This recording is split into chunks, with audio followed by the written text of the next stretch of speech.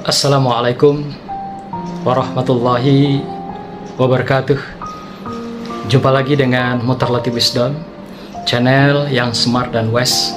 Saudaraku, hari ini kita kembali mengungkap pesan-pesan Allah dalam Al-Quran, di mana kita sampaikan pesan dalam ayat 85 surah An-Nisa yang berbunyi, mayyasfa safa'atan hasanatan yakullahu nasibum minha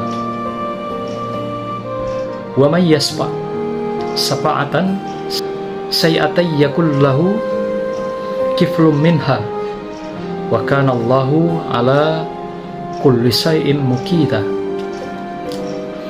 Barang siapa memberi pertolongan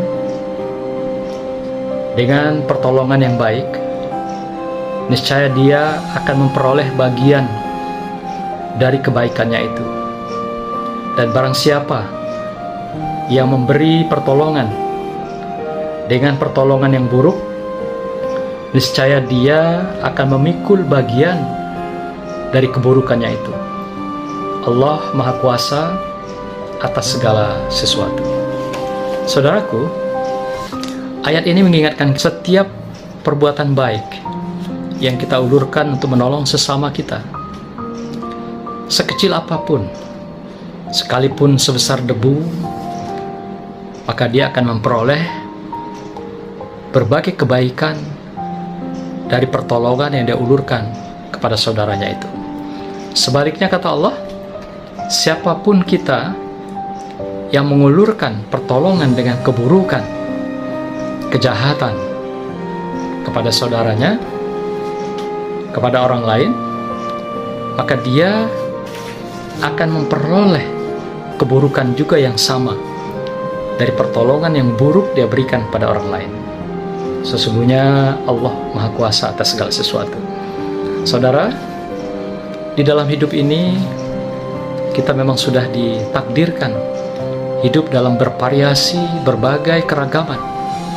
Ada yang berkelebihan potensinya dengan materi, kekuasaan, jabatan. Ada yang biasa-biasa saja, yang menikmati hidup ini secukupnya, ala kadarnya, dan mereka bisa bertahan hidup dengan apa adanya dari usaha-usaha yang mereka lakukan. Ada yang memang berada dalam kesulitan, yang berada di bawah garis kemiskinan. Untuk mereka-mereka ini juga adalah mereka yang dikenal dengan fakir miskin di lingkungan kita, di masyarakat kita. Artinya di tengah bervariasinya kehidupan ini, disinilah Allah menunjukkan keadilannya, yang berada siokianya menyantuni yang tiada dan papa, yang tiada dan papa juga mendoakan mereka yang berada dan mendoakan sukses bagi masyarakat yang menjadi tetangga dan lingkungannya. Sehingga kesuksesan itu juga diharapkan adanya saling mengisi dalam kelemahan, dalam kelebihan, dalam berbagai kekurangan, dan dalam kecukupan. Inilah keadilan Allah yang luar biasa yang diberikan kepada manusia. Oleh karena itu Allah mengingatkan, siapa saja kamu memberikan pertolongan sekecil apapun, kamu akan memperoleh kebaikan dari pertolongan itu, atau uluran tangan itu, sekalipun hanya segelas air. Seumpamanya kita dengan segelas air itu membantu seseorang, katakan orang yang sedang belajar Al-Quran. Ketika dia meminum segelas air itu, dia sehat, kemudian dia menghafal Al-Quran, lalu hafalan itu bermukim di dada dan juga mengukir pikirannya dan mewujudkan dalam perilaku kesolehan yang diwujudkan Al-Quran di dalam kenyataan. Maka yang memberikan segelas air pun mendapatkan aliran daripada kesalehan, kemaslahatan, dan mendapatkan berbagai jariah dari apa yang dibantu hanya segelas air kepada orang yang membaca dan menghafal Al-Quran. Demikian juga sekiranya dia memberikan segelas air kepada seorang preman, katakan, kemudian dengan meminum air itu, sang preman ini tiba-tiba sadar istighfar, dan juga meminta ampunan pada Allah, dan mereka kembali ke jalan yang benar. Lalu dengan kembalinya itu, dia mendapatkan surganya Allah, baik di dunia dan di akhirat.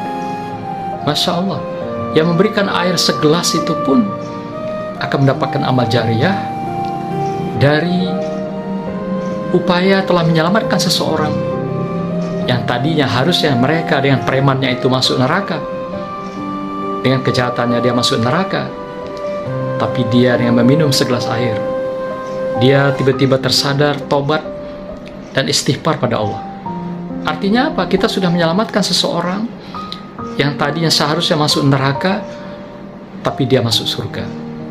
Inilah luar biasa keadilan yang diberikan Allah pada kita semua. Dengan memberikan pertolongan saja, sekecil apapun, dan pertolongan itu ketika bisa memberikan maslahat kepada orang lain, justru dia akan memberikan manfaat, kebaikan kepada kita yang memberikan uluran tangan atau menolong orang lain.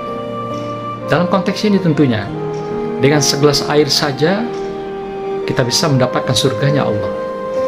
Apalagi dengan berbagai bantuan, uluran tangan di lingkungan kita, di masyarakat kita, menolong orang belajar, mengaji, tahfiz, masjid, dan menolong berbagai orang-orang yang membutuhkan. Dan tentu saja setiap pertolongan dicatat dengan baik dan indah. Tidak ada yang lewat dari catatan Allah. Jadi jangan pernah kita berhenti menolong orang lain, karena dengan menolong itu efeknya, impactnya itu kembali pada kita. Siapa yang menolong orang lain, artinya dia menolong dirinya sendiri. Kita akan mendapat pertolongan yang sama, yang jauh lebih baik, lebih banyak dari orang lain atas kebutuhan yang kita perlukan. Tidak semua kita berkecukupan, walaupun banyak materi, jabatan. Boleh jadi kita membutuhkan berbagai pertolongan, apakah dalam bentuk-bentuk kegiatan sosial, kegiatan keagamaan, kegiatan-kegiatan ubudiyah, kegiatan-kegiatan ibadah, sampai nanti kita pun akan mati mengakhiri hidup ini, kita butuh pertolongan orang lain. Nah, bayangkan kalau kita tidak pernah menolong orang lain, tidak pernah mengulurkan tangan pada orang lain, tidak pernah mau berbagi pada orang lain, tiba-tiba kita mengalami kematian. Siapa yang akan menolong kita? Siapa yang akan memberikan kepedulian pada kita? Siapa yang akan memberikan uluran tangan pada kita? Tentu mereka, lingkungan kita, masyarakat kita, tetangga kita yang duluan, jiran kita.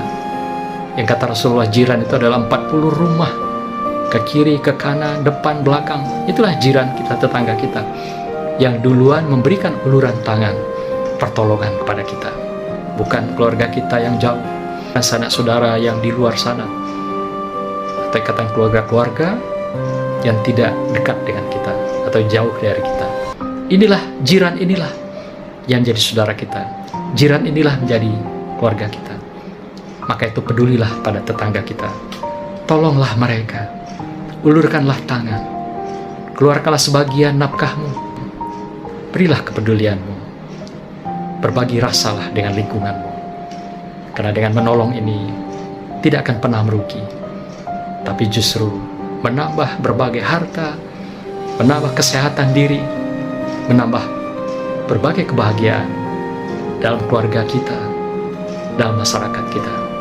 Kalau semua masyarakat bisa saling menolong dengan uang kecil saja, dengan ukuran sejumlah masyarakat Indonesia sekarang, katakan 80% umat Islam, kalau mereka mengeluarkan Rp1.000 saja, itu mengulurkan mulai dari sedekah subuh, katakan begitu, untuk masjid, untuk orang yang membutuhkan, luar biasa.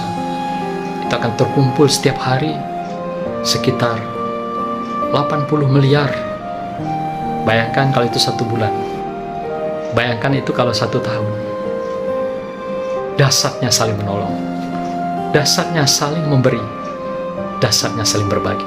Berbagilah, bertolong-tolonganlah di dalam kebaikan, berbagilah di dalam kebahagiaan, dan juga berbagilah dalam silaturahim untuk menjaga berbagai keindahan hati, keindahan hubungan kemanusiaan, dan juga keindahan dunia.